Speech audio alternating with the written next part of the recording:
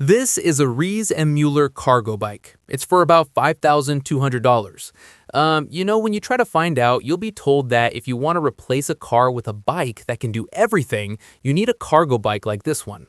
Well, yes, you do. You need a very well-made cargo bike, and the good ones come for around $5,000. But the other option is to build your own cargo bike, and that'll come for $500 only. Now, let me tell you, this DIY cargo bike is not an e-bike. This is going to be powered by you. But if you add $450 more and buy a Bafang motor, then you'll have a DIY cargo e-bike. It'll cost you about $1,000. That's saving you $4,200. So why not do this? This video is all about how you or anyone can easily build this DIY cargo bike. Now, wait, hold on. Before you point out that there are budget range cargo bikes like Aventon, which come for around $1,800 or $1,700, well, let me tell you, this is way better than those. Way, way better. There are many reasons. We'll get to them soon. But this is something that is absolutely brilliant. Just to tell you, this cargo bike by Rees and Mueller, it gets you into an ecosystem. You'll have to buy everything from this company. And suppose the battery of this cargo bike goes out, it becomes outdated and it's not available. Then you won't be able to use this cargo bike. In this case, nothing is going to go out of stock or anything because everything is easily available on Amazon and other websites, and they will be available forever. So let's get into it. And you know what? There's one more thing about this DIY cargo bike. It is theft-proof. The reason is simple. It looks too cheap to steal. You'll never be worried about parking it anywhere. No one's going to take it. But it does the same job as this cargo bike at just about $500, where you use your own pedaling power or about $1,000 for a motorized e-bike. And 2-3 more things quickly. This e-bike is modular, repairable, and really tough. It's super durable. So this is the Aventon. This is electric. This is for around $1,700. This is for around $1,800, ready-made. It's easy to buy it online, yet the DIY is a better option. You will find out why very soon. Well, right off the bat, these are, bikes that have proprietary parts. If after 3 to 5 years some parts go out of production or the company folds, this will just become a giant paperweight, nothing else. You won't be able to use it with anything else. Same for this.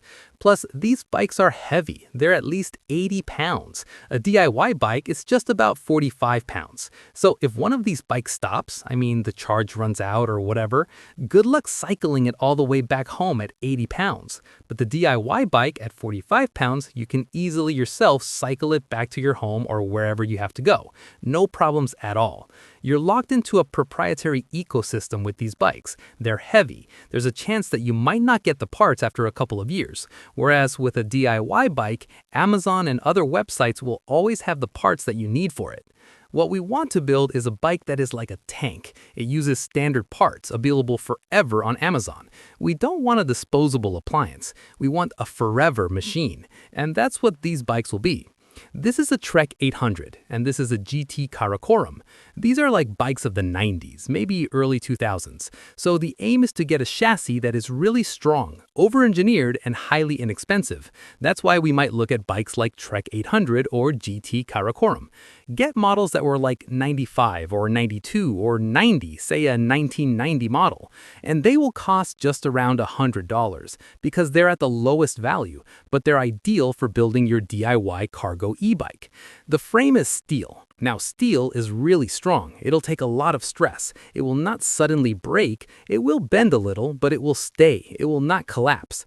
Never go in for aluminum. Aluminum is a bad idea. Aluminum cracks under pressure. It's not very strong, and it will not work if you are making a DIY cargo e-bike. So a steel chassis, a steel frame is very important. Essentially, steel is repairable and fatigue resistant. The next thing that you need to think about is a rack. This is where a lot of DIYers make a big mistake. They pick a cheap Amazon bike rack, and when they use it in a cargo bike, they will take this cheap and not at all strong rack, which will cost maybe around $100, and bolt it onto the tiny frame eyelets. Now, these eyelets are made for carrying very little weight. As soon as you load it up with your groceries or something heavy, the bolts shear off, and that's it. You're done. This is what happens. The bolts shear off when you use a cheap Amazon rack. The secret is to use a strong, reliable rack. And that's where a $170 secret weapon comes in, an axle-mounted rack. And we can tell you the exact brand you should buy, Old Man Mountain. The link is there in the description. When you mount this rack to the wheel axle, the weight goes straight to the bottom of the bike and into the ground. Now, when you buy an Old Man Mountain rack like this one, there's another thing with the Old Man Mountain racks. They come with something called a fit kit, which will give you an actual axle to replace the one that is already there in the bike, which makes it much tougher. And also, this can be used in any bike and makes the rack usable universally. And when you use this kind of a rack, it converts this bike into a mid-tail cargo bike that can haul up to 70 pounds. This is an Old Man Mountain pizza rack, one of the very best you can get. So this rack system mimics the system of a long-tail cargo bike without the huge footprint. But remember, you will have to push your bags back a little bit, otherwise it will hit your heels. So that is something you need to take care of when you load your bags on the cycle. You'll have to push them back a little bit so that they don't hit your heels when you cycle. So up till now, how much is the cost? The bike is $100, the rack, which is this heavy-duty one, is $170, and you are at a total of $270 right now. Let's go ahead and see what more you need. One of the most important things on this bike will be the brakes. If you go with the original brakes, which were not meant for hauling cargo like in a cargo bike, they will fail. You will have to change the brake pads, and if the bike has disc brakes, then you'll have to change the disc. So these are Cool Stop salmon brake pads. They come for around $20 and they are absolutely amazing. Replace your brake pads with these and you're good to go. If you have disc brakes, then what you need is larger 203mm rotors that will fix it fully. Remember, a cargo bike takes 3x the distance to come to a halt. It carries much more weight, so going with the original brakes is a big no. Don't do it. It will just invite accidents and problems, so make sure you change it to this, the Cool Stop salmon brake pads or 203mm rotors. One more thing I think you should do is with the tires. It's always better to go with e-bike rated tires, like the Schwalbe Marathon. Again, the link is there in the description. These wheels are larger and they add the support that a cargo bike needs.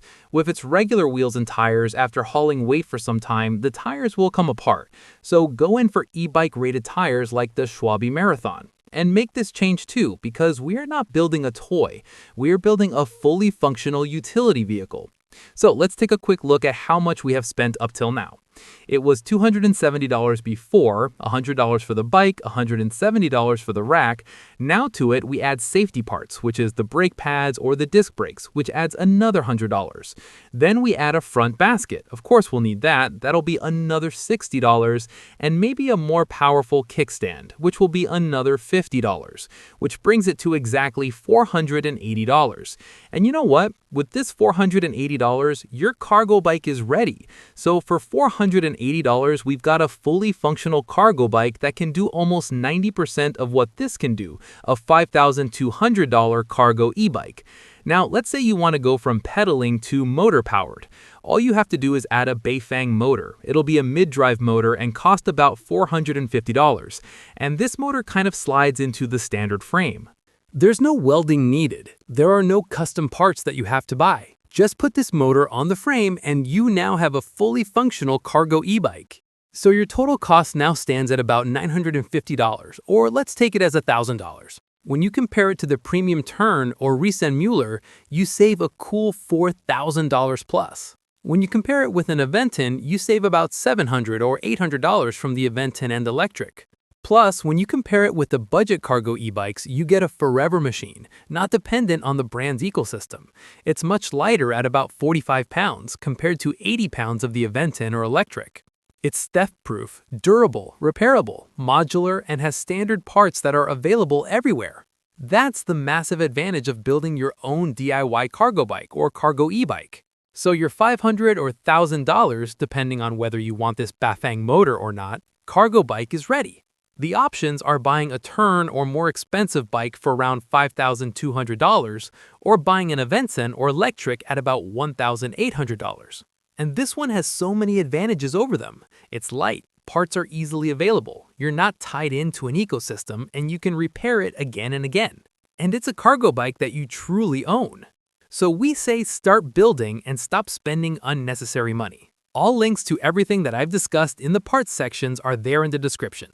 Also, if you like this video, then do smash the like button, hit subscribe, and share this video with someone who will find it very useful. So keep watching up on top for more videos like this one.